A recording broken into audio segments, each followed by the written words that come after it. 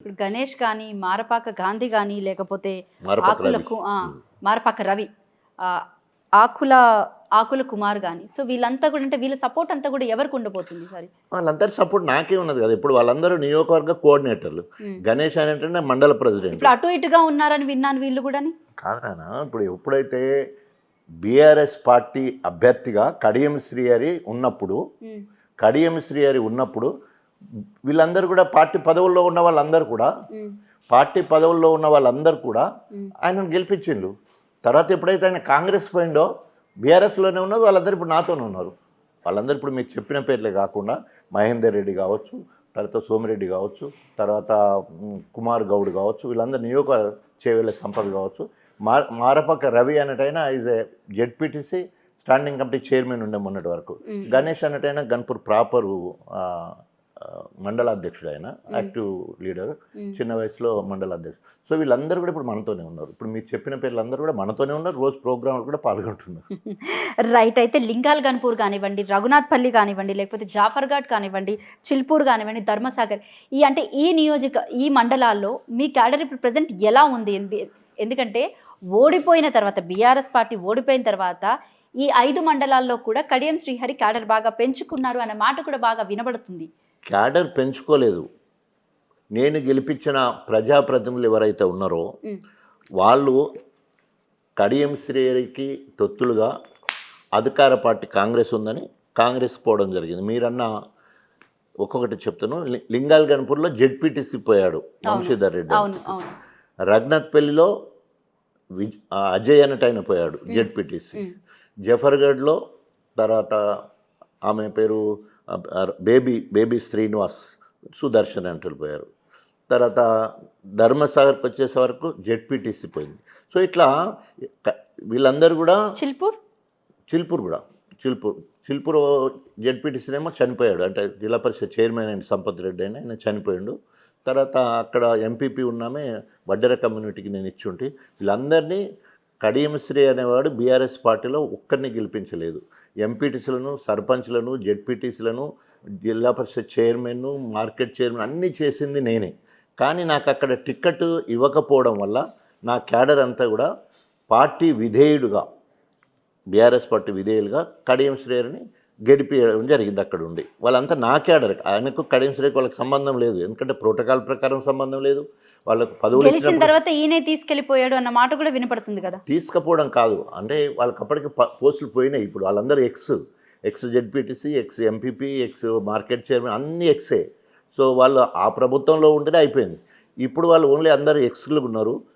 Cadre మాత్రం బలంగా ఉన్నది. క్యాడర్ ఎక్కడ పోలే. ఎవరైతే వీళ్ళని కూడా గెలిపించిన క్యాడర్ ఉంది చూడు, క్యాడర్ అందరూ కూడా నాతోనే ఉన్నారు. మెల్లమెల్లగా ఇప్పుడు రాజన్న సమాచారం అని నా మామూలుగా సోషల్ మీడియాలో నా గ్రూపులు 3 ఉంటాయి. సో వాళ్ళందరూ ఇప్పటికీ నా కాంటాక్ట్లో ఉండడు. ఇప్పుడు రాజన్నకు ఏమొచ్చిందని రాజన్న మొక్కన పోదాం. సో ఎంపీ ఇవ్వకపోయే, ఎమ్మెల్యే ఇవ్వకపోయే, మరి మనం ఏం చేద్దాం? మన ఎగ్జిస్టెన్స్ అయితే వాళ్ళ ఎగ్జిస్టెన్స్ చూసుకున్నారు. రేపు నాకు ఎమ్మెల్యే టికెట్ రాని మొత్తం అందరు లైన్ కట్టుకొని మళ్ళీ వచ్చేస్తారు. ఎందుకంటే వాళ్ళని 10 సంవత్సరాలు వాళ్ళను 10 సంవత్సరాలు పెంచి పోషించి వారిని అన్ని రకాలుగా ఎదిగేటట్టు చేసిన, రాజకీయంగా, సామాజికంగా అన్ని రకాలుగా ఎదిగేటట్టు చేసిన కాబట్టి వాళ్ళు ఇప్పటికీ నాకు కాంటాక్ట్లో ఉన్నారు. కానీ రాజన్నకి ఇప్పుడు ఏమొచ్చిందని పోదాం, there should be sun elevation. అంటే రాజన్న ఎమ్మెల్యే వస్తే మనం పోదాం. మొన్న ఎంపీ వస్తే పోదాం అనుకుంటే ఎంపీ ఇవ్వలేదు, అక్కడ సుధీర్ కుమార్కి ఇచ్చారు. అంతకుముందు ఎమ్మెల్యే కడియం శ్రీహరికి ఇచ్చారు. నిజంగా ఇవాళ మొత్తము తెలంగాణ మొత్తంలో ఒక సింపతి ఉన్నది ఒక నాయకుని మీద అంటే 4 సార్లు ఎమ్మెల్యే ఉండి, డిప్యూటీ సీఎం ఉండి, మొన్న ఏమి లేకున్నా ఇంకా పార్టీకి విధేయుడిగా ఉన్నాడని చెప్పేసి ఆ రకమైన సింపతి ఉంది.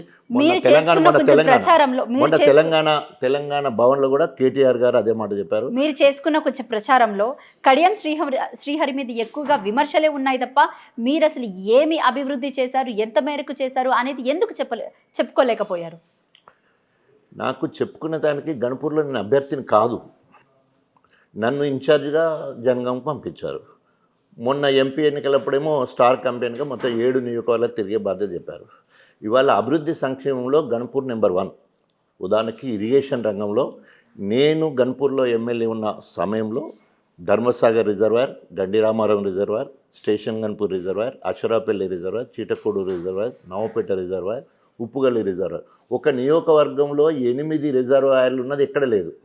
సో నా ప్రతిభతోటి, నాకున్న క్యాలిబర్ తోటి ఇటు కేసీఆర్ దగ్గర, అంతకుముందు వైఎస్ రాజ్ దగ్గర ఉండడం వల్ల ప్రతి నియోజకవర్గానికి 1,00,000 ఎకరాలు అంటే నా దగ్గర 1,40,000 ఎకరాలకు స్థిరీకరణ జరిగింది. ఆ రకంగా రిజర్వాయర్లు, చెరువుల నిర్మాణము, కాలువల నిర్మాణము, ప్రతి ఎకరాకు నీళ్ళు ఇచ్చే పరిస్థితి. అంటే ఇరిగేషన్లో నెంబర్ 1 మొత్తం అభివక్త వరంగల్ జిల్లాలో నెంబర్ 1. తర్వాత ఎడ్యుకేషన్ హబ్. ఈరోజు ఎడ్యుకేషన్ హబ్ అంటే మొత్తం కూడా అన్ని ఇన్స్టిట్యూషన్స్ గన్పూర్లో ఉన్నాయి. నేను ఓన్లీ విద్య ద్వారా పైకి వచ్చాను కాబట్టి మా first priority education. Because I started my life at 0. పశువుల కాపరిగా ఉన్న నేను పసిపిల్లల డాక్టర్ అయ్యా. పసిపిల్లల డాక్టర్గా ఉన్నప్పుడు నేను జాతీయ స్థాయిలో అవార్డు తీసుకున్నా. మళ్ళీ అక్కడ నుండి రాజకీయాలకు వచ్చిన తర్వాత ఏ మాత్రం రాజకీయ ఫ్యామిలీ బ్యాక్గ్రౌండ్ లేకున్నా ఉప ముఖ్యమంత్రి స్థాయికి వెళ్ళడం, ఒక మాదిగ బిడ్డగా 4 సార్లు గెలవడం, ఇట్స్ నాట్ జోక్. మొత్తం తెలంగాణ మొత్తంలో వాళ్ళు కూడా 4 సార్లు గెలిచిన వాళ్ళు లేరు. ఉప ముఖ్యమంత్రి అంటే సరి అయిన సమయంలో సరి అయిన నిర్ణయం తీసుకోవడం వల్ల, ఆ రకంగా ఉండడం వల్ల ఎడ్యుకేషన్ నెంబర్ 1.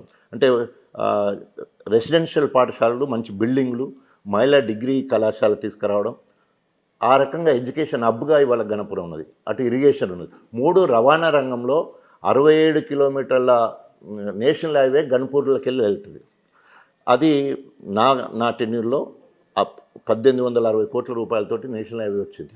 దానివల్ల ఏంటి అంటే మాకు నీళ్లు సమృద్ధిగా ఉన్నాయి, విద్యుత్ సమృద్ధిగా ఉంది. రవాణా ఉన్నప్పుడు ఇండస్ట్రియల్ క్యారిడార్గా మొత్తం రోడ్డు పొంటి రియల్ ఎస్టేట్ విపరీతంగా పెరిగిపోయింది. అంతకుముందు 8 లక్షల నుండి 10 లక్షలు ఉన్నాయి. ఇప్పుడు 2-3 కోట్లకు ఒక ఎకరం చొప్పున అమ్మే పరిస్థితి ఆ రకంగా బాగా అభివృద్ధి చెందడం జరిగింది. ఇట్లా చెప్పుకుంటూ పోతే ప్రతి రంగంలో గణపురం నియోజకవర్గం, నేను ఎమ్మెల్యే ఉన్న సమయంలో జాతీయ స్థాయిలో ఉత్తమ ఎంపీపీగా, ఉత్తమ జెడ్పీటీసీగా, తర్వాత ఉత్తమ సర్పంచ్గా నా జిల్లా మొత్తంలో నా దగ్గర ఉండే.